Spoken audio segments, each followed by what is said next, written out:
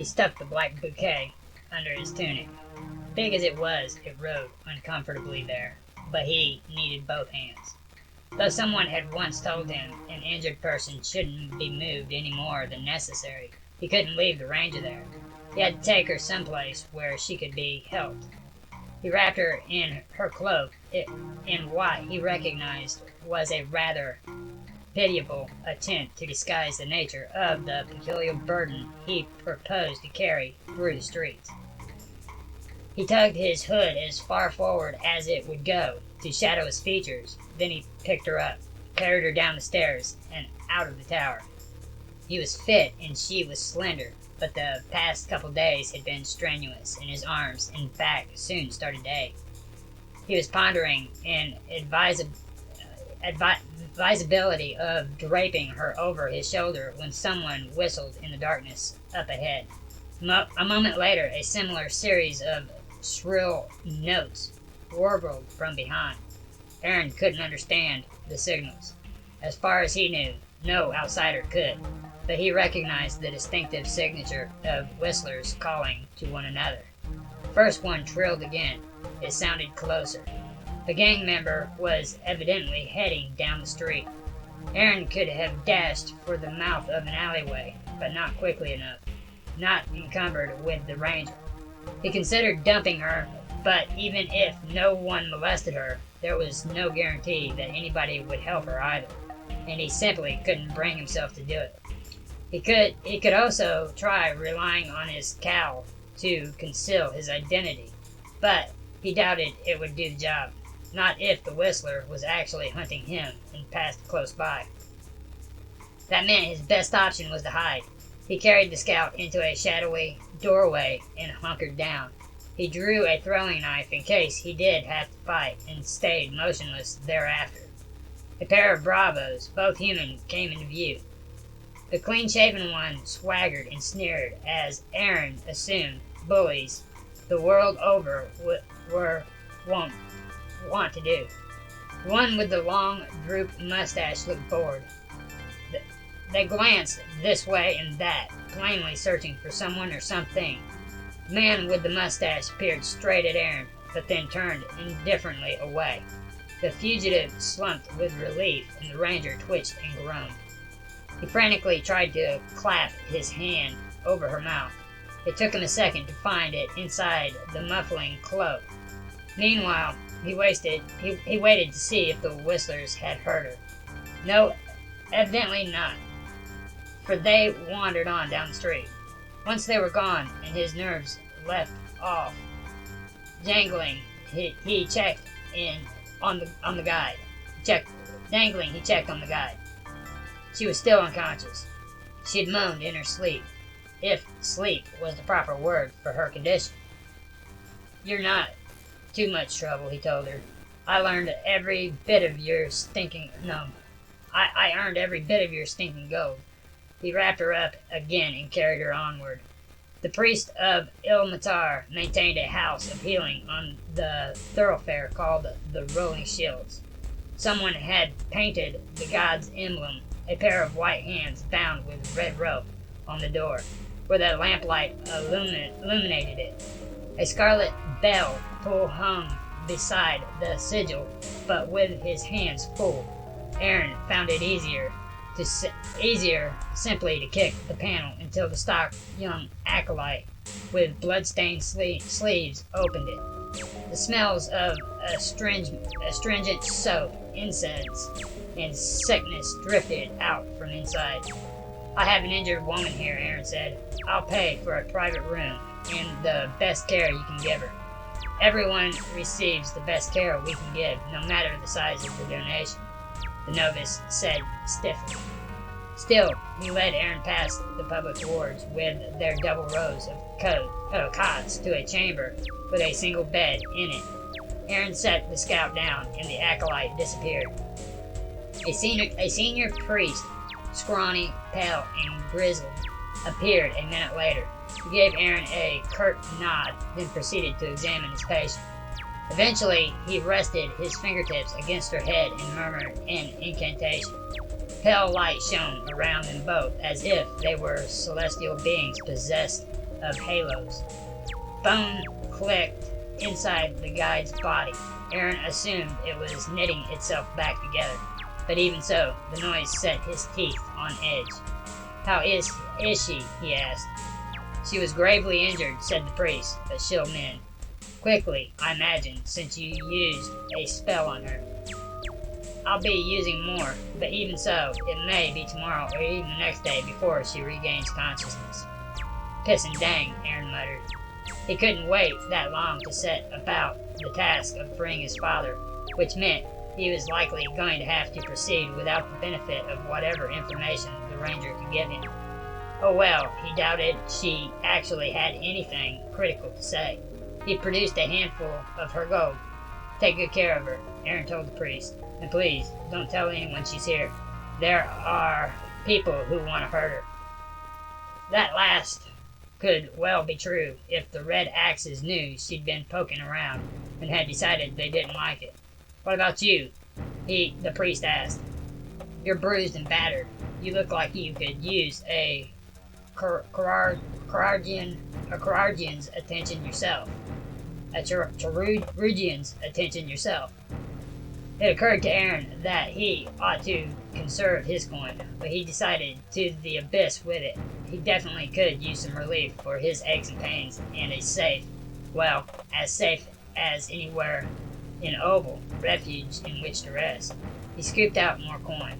"You're right," he said. "In fact, I'd like to stay for a while myself. You can drag a cot or pallet in here, and if you can, lay hands on a fresh shirt and tunic. I'll be grateful for those as well."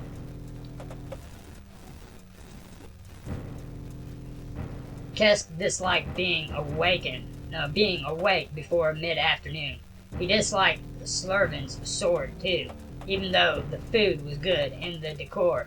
An eclectic collection of weapons, suits of armor, and the skulls and preserved carcasses of ferocious beasts was to his taste. The problem with the dimming club was the gauzy winged sprites flittering about to maintain order. It rankled that the tiny Fae, by wielding the slender wands with which the proprietor had equipped them, could paralyze even a Tanaruk with a single burst of magic. So all in all, Kesk was in the foul mood, which soared still further when Aaron sat down opposite him. He quivered with the urge to leap up and swing his axe. The sprites would never stop him in time, but unfortunately such a tactic was unlikely to gain him the book, so he controlled himself. "You're late," he growled.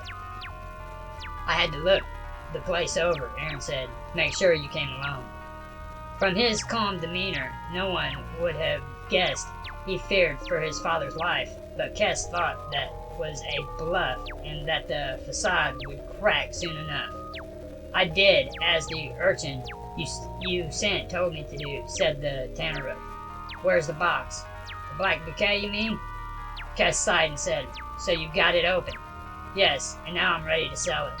I was thinking Imri's Skeltahar might be interested.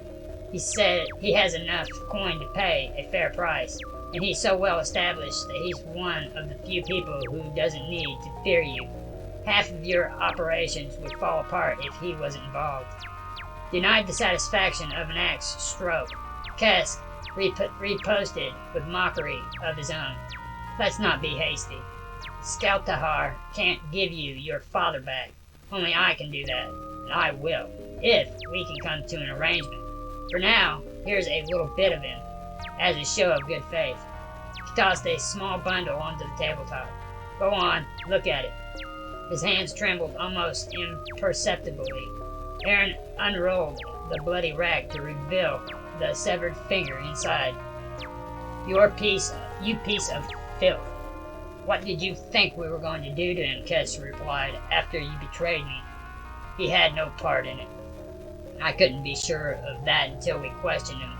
Anyway, I need a stick to beat you with, and luckily he's it. Really, a chopped finger is the least of it. We've kept him screaming ever since we caught him." Nobody in the house can get any sleep. We're going to go right on, or torturing him too, and snipping pieces off until you hand over the book." Aaron sat silently for a few heartbeats, then said, "I have to get something out of this." "You get Nikos back." "Yes, and that's as it must be. I love him, but he's old and sick. He might not survive much longer in any case. I've got my whole life in front of me, and if I can live it as a rich man, I'm going to let the chance slip. I'm not going to let the chance slip away. Back in the Watergate, we agreed on a new price. Back in the Watergate, I didn't have Nikos. I'm telling you, he's not enough." It irked Kest even to give the appearance of yielding, but he felt, all things considered, further resistance was a waste of time and effort. "All right, damn you. You'll get the coin, and poor old Papa too. Peace then after. Give me your vow that you and the Red Axes won't hold a grudge." "I swear by I swear by he who never sleeps," Kest said with a sneer, "and the Horde leader that we won't hold this against you, but you'll run afoul of us again, and probably sooner rather than later. When that happens, I'll have your skull to make me a goblet. We'll see." "So we will. Bring the book to my house. You have until sunset, and..." Aaron snorted, then said, "Do you think I'm stupid enough to walk into the dragon's cave? Call me timid, but I have a hunch I wouldn't come out again. Come midnight, put my father and the coin on board that pleasure barge of yours. Row out under the central span of the arch of gargoyles and drop anchor. If I see any of your henchmen on the bridge, or any bows, slings, or javelins on the boat, then you won't see me." "Agreed. Then we're done," Aaron said as he rose. Kesk leered and said, "You're forgetting the finger. Don't you want it? If not, maybe I'll have the cook fry it up." The human gave him a level stare, then, plainly thinking better of whatever it was he wanted to do or say, he turned away in a swirl of gray cape.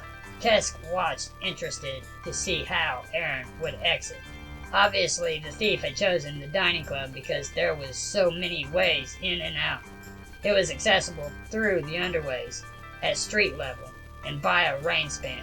It would be hard for even the most determined gang to lay a trap along every route. Kesk hadn't tried. The trap, such as it was sitting just a few tables away, sipping tea, her cowl pulled up to cover her shaved scalp. Kesk didn't know what to make of Dark Sister Cephas. He certainly didn't trust her, any more than he would have trusted anyone who professed allegiance to Shar. Humans and dwarves called his own gods and deities of the orc pantheon evil, but in fact they were simply powers who granted their worshippers strength, plunder, and pleasure, the things every sensible person wanted. In contrast, the Lady of Loss, from what the Tanaruk vaguely understood, sought the destruction of the entire world, her own followers included. Only a lunatic would pledge himself to a patron such as that. Still, Cephas plainly did have useful talents, exactly as she claimed, and just as importantly, Aaron had no idea who she was. With luck, she could deal with him, Kesk would deal with her, and he could acquire the fortune of gems, if it even existed, either by trading honestly or cheating most likely. If he murdered the monastic, he could follow through on his deal with his original partner and make that much more coin. Maybe even one day control all the illegal activity in Weevil, entirely unhindered by the Grey Blades, assuming he could trust the little weasel that far. When he thought about it that way, it seemed as if a splendid future lay in store, but the complexity of the current situation irked him. It almost made him wish he told Aaron the truth from the start. Maybe if he had, the job would be over already. The funny thing was, he wasn't even sure why he'd withheld so much information. to avoid scaring Aaron off or shave his feet. Possibly that was what he told himself, but he suspected he really done it out of spite, simply because he didn't like the human. Also, the impulse had worked against him. But, in general, it was his determination never to forget a slight or injury, to do his foes a bad turn at every opportunity, which had made him the most powerful chieftain in Weeble's underworld. So he supposed it was an unacceptable trade-off. Aaron climbed the stairs to the second floor. Unless he was planning to double back down again, he was headed for the rain span. Cephas took a final sip of tea, laid a silver piece on her table, and rose to follow. Cephas knew any number of tricks for telling a man without being spotted. More valuable than any technique, however, was the instinct that warned her when her quarry was going to look around. When Aaron reached the door, she sensed it was about to happen. Fortunately, the upper stories of Slurvain's sword, like the ground floor, was crammed with decorations selected to please the sensibilities of warriors, adventurers, and those who enjoyed imagining themselves in such roles. She sidestepped behind a stuffed body of Periton. The trophy was a fine specimen. Its aquiline body, more than 8 feet long, and the antlers curving forward from its purple stag-like head, sprouted 8 points each. It smelled faintly of some bitter substance of some bitter substance the taxidermist had used to preserve it. One of the sprites, a blue-skinned grig with the antennae and long, folded legs of a cricket, swooped in front of her and hovered. Eventually, it had noticed her ducking into hiding, while she, intent on Aaron, had missed spotting him. It pointed its rune-curved wooden wand at her face. She was reasonably certain she could swat it out of the air before it could speak the word that triggered the weapon, perhaps not without attracting the hostile attention of its fellows. "I'm not going to cause any trouble in here," she said, keeping her voice low. "What happens outside is no concern of yours." The grig regarded her for another moment, then gave a curt nod and flew away. In other places, the Fae had a reputation for fighting evil, but it seems that in Weeble, even they thought twice about meddling in affairs that were none of their business. Cephas stepped from behind the Periton. Aaron was gone. Through the door, presumably, though if he was as wily as his reputation indicated, maybe not. She strode to it and cracked it open. It was all right. There he was, moving down the rain span. It wasn't necessarily the escape route Cephas would have chosen. If someone was chasing you, you could only flee in one direction. But by the same token, you only had to keep an eye out for foes straight ahead or directly behind, which meant Cephas couldn't afford to look like an enemy. She let him get a few paces further ahead, then ambled out into the sunlight, gawking like a rustic to whom the towers and elevated pathways were a marvel. At best, the pretense would fool Aaron for a little while. If he kept a sharp eye out, started and stopped, and doubled back as she expected him to, he was bound to mark her eventually. Her objective was to close the striking range before that happened, then drop him. He paused, as if to admire the view. She knew it would seem too much of a coincidence if she abruptly did the same, so she kept on strolling. Once she was close enough, her nerves fairly sang with the urge to strike him. Alas, other people were nearby. In all likelihood, it would be easy enough to kill him if they were so foolish as to intervene. But it was more sensible to be patient and wait till she and her prey were alone. She passed on by. At the end of the bridge, steps twisted up and down around and outside of a spire built of crumbling brick, and the door led into the interior. She had no way to predict which way Aaron would choose, and therefore climbed to the start of another rickety range span a story higher. At least from that vantage point, she could count on seeing where he went. As he neared the tower, she reflected that she could spin a chakram down and hit him. She had a perfect shot, and the folk with whom they'd shared the bridge were entering Sharvin's sword. The only thing that deterred her was that the razor's edge rings were made of maiming and killing, not simply stunning a man helpless. Despite her skill, she might conceivably hurt Aaron so severely that he wouldn't be able to reveal the location of the book. A spell, however, was a different matter. She plucked a pinch of sand from her pocket, tossed it into the air, and murmured the charm that would put a victim, or even several, to sleep. The dimness seethed about her, the shadow weave manifesting itself even in the midst of the bright sunlight. Power whispered. But Aaron kept right on walking.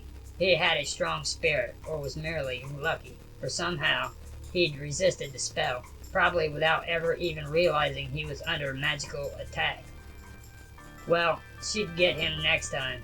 When he reached the tower, she started down around the outside, in a moment disappearing around the curve.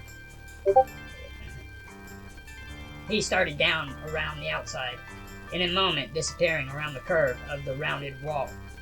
As she headed after him, she saw a shaggy-headed ruffian skulk from the dining club. She assumed it was her own shadow. Tess lacked subtlety, but had sense enough to try to ensure that she wouldn't get hold of the black bouquet and vanish. The red axe, or whistler, or member of some other gang beholden to the Tanarok, was of no importance at the moment. Sephiroth would kill or evade him when the time came. She had to keep up with Aaron, and she hurried down the side of the tower, knowing that until he came into view below her, he couldn't see her either. The problem was that he never did appear, not on the steps or on the ground underneath either, and by the time Sephiroth reached the second story, she realized what was wrong. He had noticed her magic after all, and was trying to shake her off his trail. How, though? Had he sprinted to the ground and concealed himself? It was impossible, but she hadn't heard his running footsteps slapping on the steps. It seemed more likely that he'd slipped through one of the doors leading into the tower. She did the same, and found herself on a landing lined with doors. Interior staircases zigzagged up and down which way. She was grimly aware that he could have gone anywhere, but a sorceress burned to heed her intuition, and hers told her he'd scurried upward, doubling back to the rain span. She dashed in that direction. She threw open the door that led to the bridge she crossed a minute before. Kesk Minions was in the middle of it. "Did you see where Aaron went?" she snapped. He gaped at her, eventually amazed that she'd picked up on who he was, and manifestedly useless. She raced on up the inside of the tower and plunged through the exit of the higher of the two rain spans. Aaron saw Randall was scurrying along it. When he heard the door bang against the wall, he turned, saw her, and likewise looked surprised. In his case, surprised that she was still on his track and catching up so quickly. He shouldn't have been. He shouldn't have been. Her training enabled her to run faster than any common thief. Nobody else was on the bridge to deter her from attacking. She charged, and Aaron threw a dagger at her. It flew straight and true and without breaking stride. She batted it out of the air. The thief hurled a second knife. She ducked it. He spun, ran, reached the end of the rain span, and sprinted on down the long axis of clay-tiled gable and valley roof, which the builders had made flat to create a narrow walkway. At the far end was the top of a spiral staircase that presumably corkscrewed all the way down to the ground.